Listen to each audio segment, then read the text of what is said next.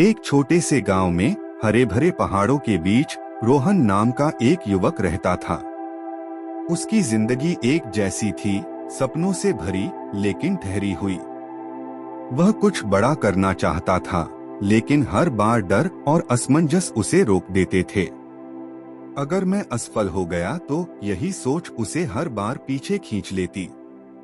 एक दिन सुबह की सैर के दौरान रोहन जंगल में एक दोराहे पर आ पहुंचा। एक रास्ता जाना पहचाना था जो उसे वापस गांव की ओर ले जाता।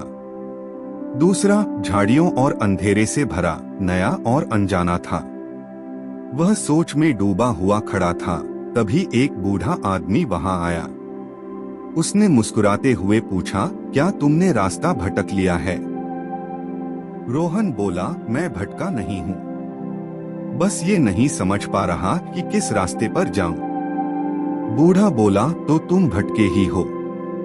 बताओ, क्या तुम्हें सच में पता है कि तुम क्या चाहते हो? रोहन ने धीरे से कहा, मैं अपने सपनों को जीना चाहता हूँ, लेकिन डर लगता है। अनजान रास्तों पर कदम रखने की हिम्मत नहीं होती। बूढ़े ने झाड़ियों वाले रास्ते की ओर इशारा किया। यह साहस का रास्ता है। यह कठिन है, लेकिन इसके अंत में वो सब मिलेगा जो तुम चाहते हो। दूसरा रास्ता आराम का है, जहाँ सब जाना पहचाना है, लेकिन वहाँ तुम्हें वही मिलेगा जो अब तक मिलता आया है।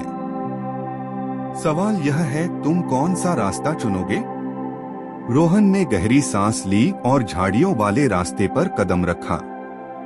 शुरुआत में मुश्किलें थीं, रास्ता खुरदरा था, पैर थक गए और डर ने कई बार घेरा।